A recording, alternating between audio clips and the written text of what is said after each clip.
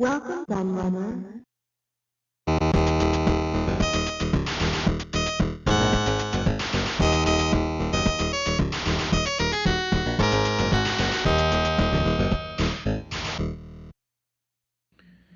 Hello everybody, Q&A the Laird here, and I'm back with a new magazine retrospective for you. And this is a follow-up to a couple of previous videos I've done, which proved actually to be some of my most popular magazine retrospectives that I've done. So I was keen to get another one out there, and that's to look at Your Computer magazine. I was surprised just how well the videos I've done on Your Computer. I guess it's a mag that you don't hear much about, and home computer stuff always seems to do really well on this channel as well. So people all seem really interested in these, and they seem to particularly like seeing the adverts in them, as do I. And I think this is the last two issues I've got actually of this. I had a big stack of them, as I've talked about before. So yeah, and you will notice actually when I show you, this is one of the issues there, one of the issues there, that these next two issues I've got, which are from 1986, volume 6 number 3, volume 6 number 4, so they are one after another, look very different. They've got a completely new look to the original magazines that you can see either side there, ones that I've looked at in previous episodes, and are much smaller. I mean, if you look at this Christmas issue, it was hard binded. I mean, look at the size of the spine on that. I mean, if you watched the previous videos, you would have seen that issue particularly was massive, although at least half of it was adverts, I think, which is unbelievable. British magazines were never that advert heavy, but this one seems to be. American magazines, computer magazines, definitely. American video game magazines, so many adverts, it's ridiculous. UK ones were never as bad, but Your Computer has a lot of adverts, and even the later one here. I mean, you can still, as you can see there, it's still a pretty thick magazine. Not quite as thick as the big hard binded one, but still pretty thick. I mean, how many pages has that one got? So that one's got 240 pages, that one there. I'm not sure this one was probably insane, to be honest. Talking probably, yeah, so that one's 330 pages. So yeah, big magazines, those two, indeed. But these two I've got here, we're looking at well, not even 100 pages for this issue. This issue's got 90 pages. So it shows how much it was cut down from, 83 when these early issues are, then to 84 to 86. It got so much smaller. I wonder why it had got so much smaller. I mean, I know the home computer market in the UK thinned down a lot by 86, but that is a hell of a lot smaller than previous issues. And two interesting issues actually, because this one looks at the launch of the Spectrum 128K, which is pretty interesting, and that looks at the Atari 1040 STF, which is a quite groundbreaking computer as well. So there we go. So two interesting issues for me personally. I had a friend who had the original 128K toast rack, and I always thought it was an amazing looking computer. I loved it. I had a plus 2A. But also, I'd love to have one of those, but they go for silly money now, the original 128Ks, because they didn't make them for very long. But I digress. Let's have a look at the mag. So we start off with a nice advert for Hardball, an advert for Twister by System 3, which I seem to remember was the first commercial game release that was done by Sensible Software. And they had to change the name several times, because I think it was called Twister, Mother of Harlots, which they had to change because they thought it was a bit offensive. Then it's Twister, Mother of Charlotte, and then it's just called Twister. So, yeah. Let's look what else we've got in here. Master 128, use those loads at school. Commodore 128. So we've got a 128K theme with this, haven't we? 3 128K follow-ups to popular computers in one issue. So that's really interesting. Then an Amstrad CPC advert showing add-ons that you could buy, like a TV modulator, an external disk drive, stereo amplifier, speech synthesis module, printer, all sorts of things there. And more adverts. You see what I mean about Your Computer having a lot of adverts? Yeah. And still more adverts there. Thor near My Computer Software. Then we've got an advert for the ST, which is the original short version of the ST. The 520 ST, overqualified and underpaid, because it was very cheap for what it was. So that's quite cool to see. The Atari hardware, more power, lower price. That's talking about the new all-in-one STs coming out. And a nice picture of good old Jack Trammell there. Then we've got software charts there. So we've got an Amstrad, Commodore, Spectrum charts, only the three big 8-bit formats as they were in the UK at that time. Top of the Amstrad chart is actually They Sold a Million, so compilation followed by Ya Kung Fu. Top of the Commodore is Rambo and Commando, similar games there actually. Spectrum top 10 is Commando, and then Winter Games, and then Rambo. And then we've got a top 30 overall chart, and that's Commando, Ya Kung Fu, and Rambo, so similar. Then another advert, and then we've got some software previews, so about some stuff that's coming out. We've got some more adverts, blimey. Hardware, so looking at some stuff from Brother and some printers. Some more news about modems and such like. Some more adverts. Applications, so it's all sorts of serious stuff, and there's a Tandy colour computer. Didn't see many of them in the UK. But this is interesting because this is talking about Llamasoft, which is fantastic. So talking to Jeff Mintram, what he was doing and the brilliant games that he was doing. So that's really cool to see. Then an article about disk drives, graphics and graphics tablets. And then we go into some software reviews, and then they use some colour pages. So there's a mix of black and white and colour pages. You can see it's nice that when they got to the game reviews, they did go into colour though. Important to see the screenshots properly. So there we go. We've got Iridium. And actually, I just noticed they called it Iridium instead of Uridium. So that was a big mistake there, wasn't it? I wonder if they do it in the review itself. I'm trying to see them refer to it there. But yeah, certainly not Iridium, should be Uridium. And then Winter Games, Epic's US Gold, 4 out of 5 and 5 out of 5 for Iridium. So they liked both of those games. But that's weird because that's this Spectrum, but that's clearly not a screenshot of the Spectrum version there that they've shown. So that's a bit misleading, isn't it? So what else we got? Desert Rats, that's a strategy game for the Spectrum. They liked that. They got 5 out of 5. Rock and Wrestle, that's the Commodore 64 version. They liked that, 4 out of 5. There is Twister, which I talked about before. I got 5 out of 5. They're very impressed with that. It's kind of got a 3D look to it. Back to the Future, it's the Commodore 64 version. That game's not very good. They gave it 3 out of 5. So they kind of liked it. Yabba Dabba Doo, which I think is a bit boring as well. They gave that 4 out of 5 for the Spectrum. For some reason, a lovely advert for Turbo Esprit, which is quite easily one of the best games on the Spectrum, top 10 for me. Your Computer Course. So a comprehensive guide to programming. So put in the middle. So that's quite cool because Your Computer, one of the things about it back in the day was it had loads of listings for different computers. Just about every computer you could think of, they'd try and get listings for. So you'd have Oric listings, VIC-20, Atari 8-bit, BBC, Spectrum, everything. As I showed in the early issues. There's Ace by Cascade, still pushing those watches, the watches that we tried to give away with Cascade 50. The Atari Computer Show, that sounds very cool, wish I could go to that. We've got some more reviews here. So we've got Ball Blazer, that's the Commodore 64 version. They gave that only 3 out of 5, that's quite surprising. Sweevo's World, that's Spectrum and Amstrad, the screenshots in the Amstrad version, they liked that, 4 out of 5. Skyfox there, they're really viewing the Spectrum and the Amstrad versions, but the screenshot appears to be the Commodore 64 version. So that's very misleading again, like they did with Winter Games, gave it 4 out of 5.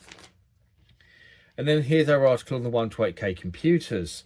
So we've got the BBC Master, we've got the Amstrad CPC 6128, we've got the 130XE, which of course was 128K as well. We've got the Commodore 128, Sinclair QL. We've got the Enterprise 128, which is almost dead in the water by then, to be honest. And the Spectrum 128's in here somewhere as well. So Mastering MIDI, Computer Club Guide. That's quite cool to see, all different ones you can join. I'm just trying to see if there's, quickly scan down it and see if there's one that was anywhere near me growing up. I can't see one there that was particularly close to me. Dear Jack Trammell, so a letter there. Oh, Bruce Everest, so he was the guy who ran Imagine for a while. What's he saying there then? He's talking about Jack's Atari and what he did at Commodore. So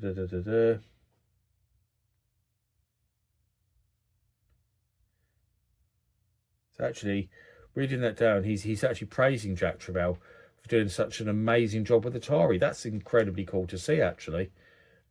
Really cool to see.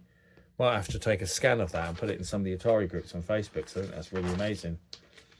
And here we've got our listings. There's a hex loader for the Commodore 64. There's another bit on the BBC, a full article on the Master 128. Gets its whole own section. Because Master 128 had a cartridge slot and 120k memory and a better keyboard and stuff like that. And it's just stuff you can make use of it. And here's some more programming listings you can type in. So there's another one for the Commodore 64. And there's our article on the Spectrum 128.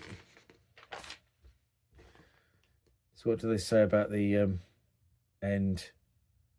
They say it's good, but it's not as good as the Amstrad 6128 or the Commodore 128, which they say are both better because they say it doesn't offer enough new things, which is true. It didn't offer enough new things. It wasn't enough of an upgrade, the Spectrum 128. It should have been a lot more. All you got was extra RAM and a sound chip, really, and a revised operating system. But the graphics were the main thing they needed to fix, the colour clash, and they didn't. So there's the Commodore 128, a big article on that, a big article on the Apple Mac. Here's some tips and cheats, some more adverts, and here's our classified listings. So you'll see one thing that's different to the previous issues, if you remember those and you watch those videos. If not, I have linked them in the description if you want to go back and watch the two previous ones that I did.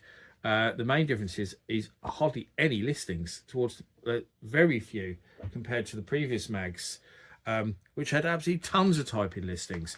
So really cut back on the typing listings, and I'm not sure why, because that was always one of the big things about Your Computer magazine, was the listings and the programming.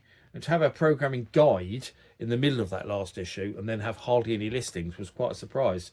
So next issue, which follows right on from that, this is April 1986. So this starts off with Gary Kitchen's Game Maker and an advert for the Commodore show. So in the last issue, we had an advert for the Atari show, and now an advert for the Commodore show, where you can see the Amiga in action, excitingly.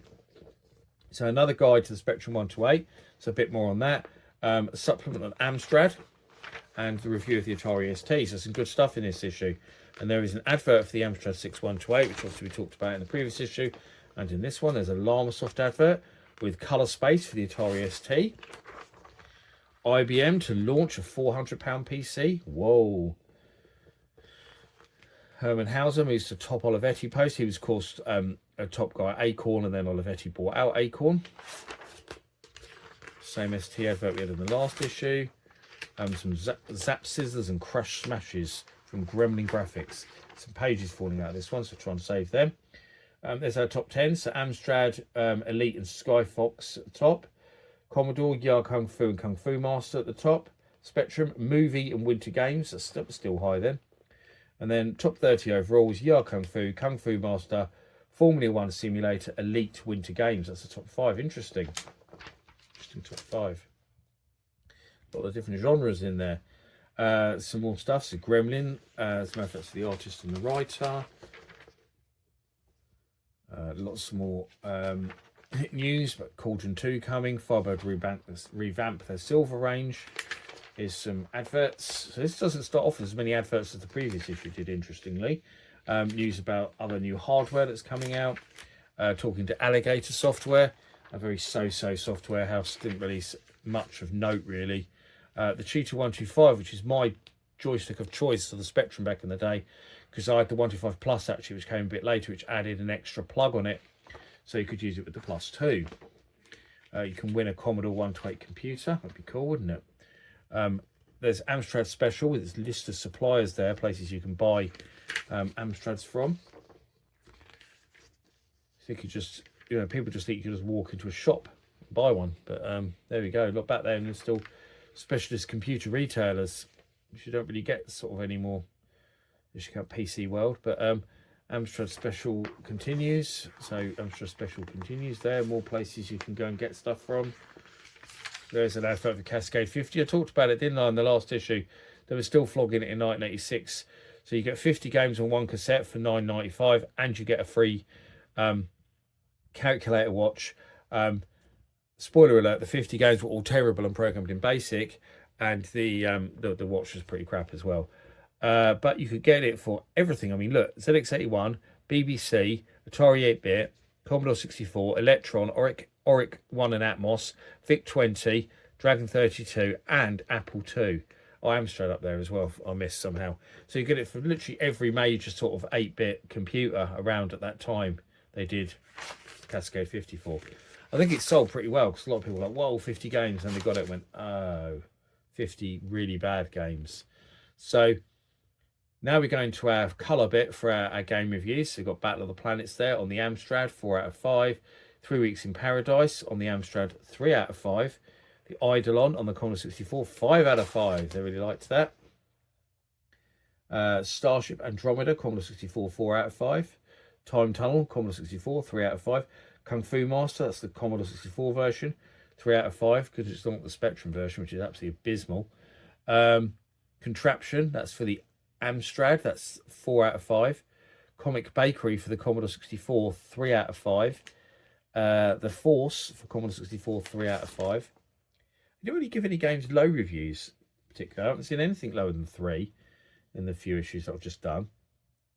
Rasputin, that's Commodore 64 and Spectrum, 3 out of 5. Movie for Spectrum, 3 out of 5. I'm surprised that was a universally loved game. So I'm surprised to see it only get 3 out of 5, to be honest. Spin Dizzy on the Amstrad, 5 out of 5. They loved that. And then budget reviews, because budget games have become pretty big by this point. Fly Fox Spectrum, 4 out of 5. Master of Magic Commodore, 3 out of 5. Kane Commodore, 3 out of 5. I'm surprised at that because quite a lot of people liked Kane. Zoot for the Spectrum, 3 out of 5. Zzz for the Commodore 64 got 4 out of 5. Spellbound, absolute classic. Amstrad Spectrum Mastertronic, 4 out of 5. I'm surprised it wasn't a 5 out of 5. I really am. So some more stuff. Hardware reviews. Here's our bit on the ST. So talking about the new ST with 1 megabyte of RAM and the floppy disk drive built in, hence the F. A little bit of Jack Tramiel there as well. An advert for Fairlight. The page is falling out. I'm trying to keep it in. Monitors, telling you which ones are the best ones to get. An advert for the Spectrum. And there's some more things on sound and keyboards and stuff like that you can plug into your computer. Some book reviews. Applications. Top tips. Some code and letters and stuff. We're getting towards where the listing should be. Computer Club Guide again.